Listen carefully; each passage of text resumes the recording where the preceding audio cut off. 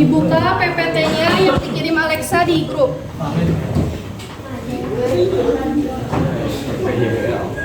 bisa.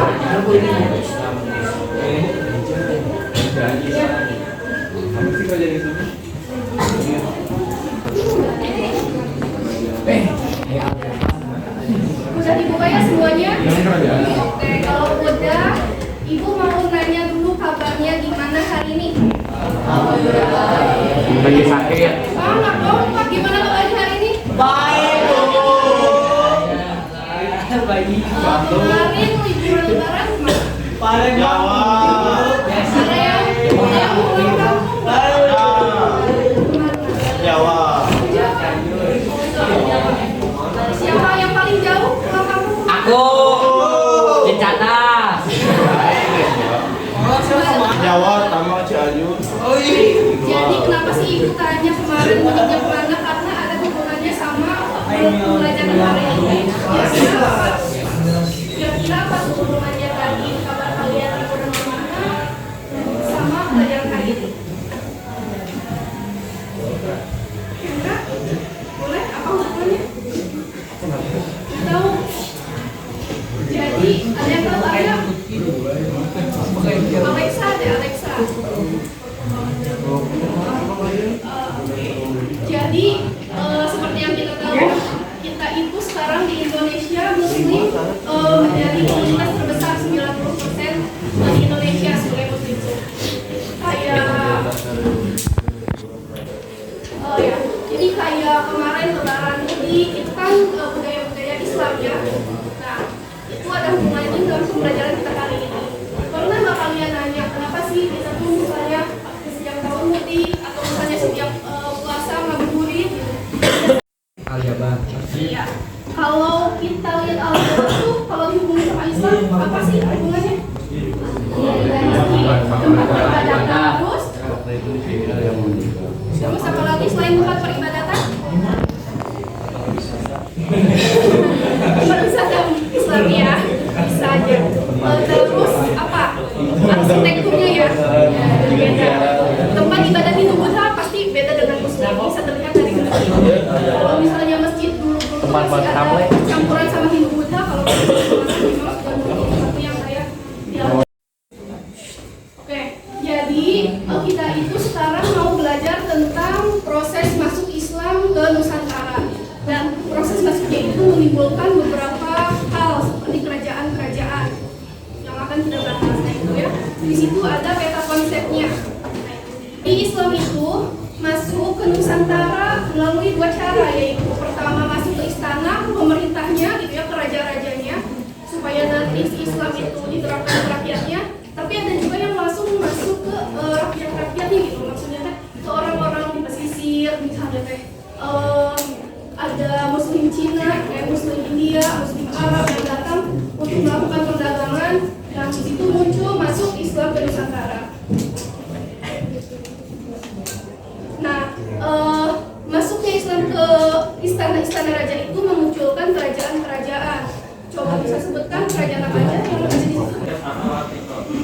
Jadi barusan Ibu jelaskan sedikit tentang masuknya Islam ke Nusantara, terus di mana hubungannya dengan munculnya kerajaan. Nah sekarang kita belajar secara berkelompok.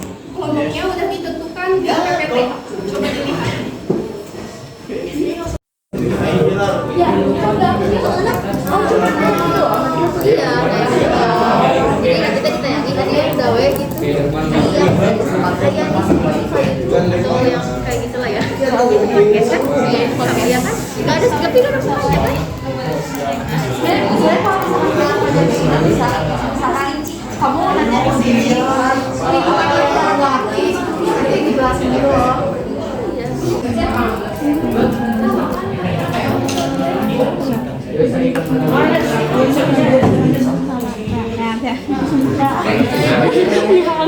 Saya sampai di cuci.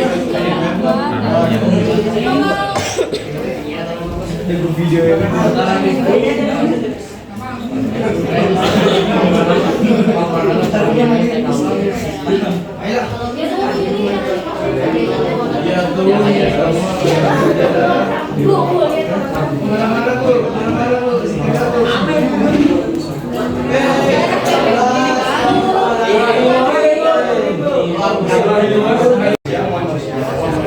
meningkat tulis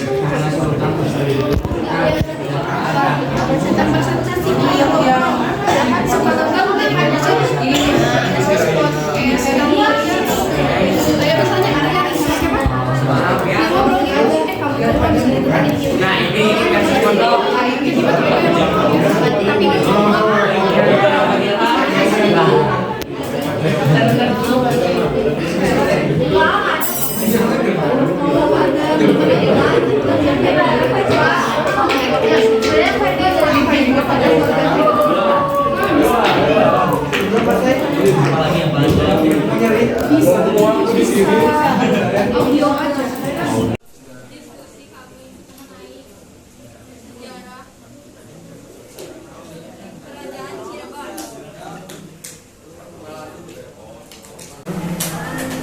Selanjutnya itu ada sistem pemerintahan pada masa kerajaan Islam Demak.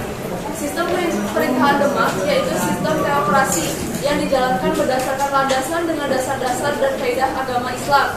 Tiap raja yang memimpin menerapkan sistem yang sama, namun dengan hasil yang berbeda. Sultan yang berhasil membawa kejayaan adalah pada masa pemerintahan Sultan Trenggana. Wilayah Demak meluas hingga Jawa Timur dan Jawa Barat. Yang keempat ada bukti peninggalan kerajaan. Yang kesatu ada makam Sunan Kalijaga. Yang kedua ada Masjid Agung Demak. Yang ketiga ada Lawang Bledek. Yang keempat ada Siapabulu. Yang kelima ada Surya Majapahit. Yang keenam ada Dampak Kencana. Yang ketujuh ada Kitab Kolam Bulu. Yang kedelapan ada Piring Campak. Yang kesembilan Makmurah dan yang ke-10 Milang. Selanjutnya kebudayaan pada masa kerajaan Demak. Sistem pemerintahan Demak yaitu sistem teokrasi yang dijalankan berdasarkan landasan dasar-dasar dan kaidah agama Islam. Tiap raja yang memimpin menerapkan sistem yang sama, namun dengan hasil yang berbeda. Hasil kebudayaan kerajaan Demak adalah kebudayaan yang berkaitan dengan Islam. Hasil kebudayaan yang sudah terkenal dan masih berdiri sampai sekarang adalah Masjid Agung Demak. Masjid Agung Demak kaya dengan ukiran bercirikan Islam. Salah satu tiangnya dibuat dengan sisa kayu bekas pembangunan masjid itu sendiri. Sunan Kalijaga juga meletakkan dasar-dasar perayaan pada kerajaan Demak. Pada masa Sunan Kalijaga, sekatan dilakukan untuk menarik. Assalamualaikum warahmatullahi wabarakatuh. Kami dari kelompok 2 akan mempresentasikan mengenai kerajaan Aceh. Mohon hadirnya. Itu siapa? Arya, itu siapa? Dari Aceh. Muhammad Ari Wiratama Surya Putra, absen 20. Nama saya Prasetya Putra, absen 24. Nama saya Lisa Bulamalita, absen 2. Nama saya Desi Ayu. Saya tertinggal di Lampung. Ya sih, Skriper aja ini kan video lama banget ya, totalnya 20 menit. Karena emang topik-topiknya itu dipadetin semua, mungkin nanti ada beberapa di skip karena kan deadline waktunya cuma 6 menit. Jadi kalau bisa ada yang dipotong-potong nggak masalah.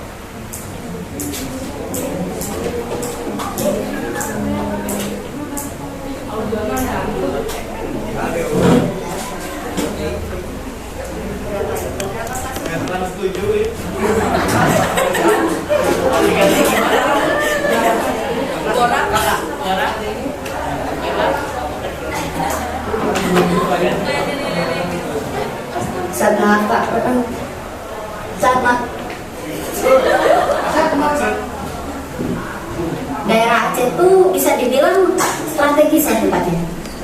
Strategis. Tempatnya itu di ujung Pulau Sumatera dan di Kota Benar, tentu saja.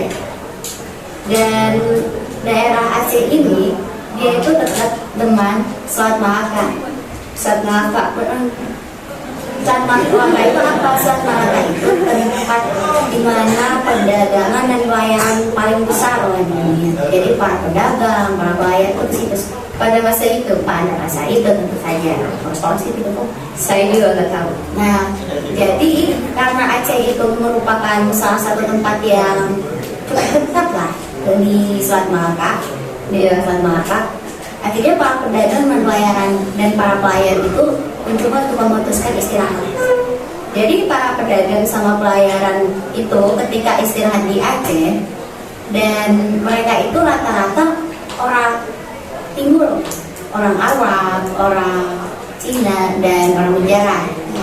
Jadi para pedagang dan pelayaran itu tuh dia tuh membawa kebudayaan negara-negara mereka, daerah-daerah mereka tuh dibawa karena kebiasaan istirahat itu ya. Iya, mungkin bisa jadi ketika istirahat itu mereka beraktivitas ya, dan tidak saja membawa kebudayaan ya, dengan cara budaya mereka, dan akhirnya budaya mereka itu tersebar ke daerah Aceh, dan ya itu salah satu alasan kenapa Islam menjadi agama pertama yang masuk Aceh.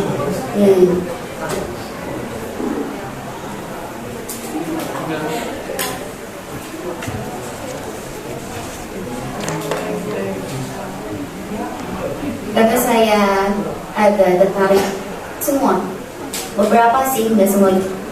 Kenapa harus Aceh? Jadi pada masa itu, waktu itu, daerah Aceh itu bisa dibilang strategis lah tempatnya. Jadi pada tahun 1562 itu, kerajaan Samudra Pasai itu tunduk atau takluk ke tangan Kesultanan Aceh. Kenapa? Jadi awalnya kerajaan Samudra Pasai itu diserang sama Portugis. Berarti ada kaitannya memang Samudra Pasai dari Aceh. Nah, karena diserang oleh bangsa Portugis, mereka pun tunduk atau jatuh ke tangan. Oke, kalau gitu kita tutup dulu ya pembelajaran hari ini.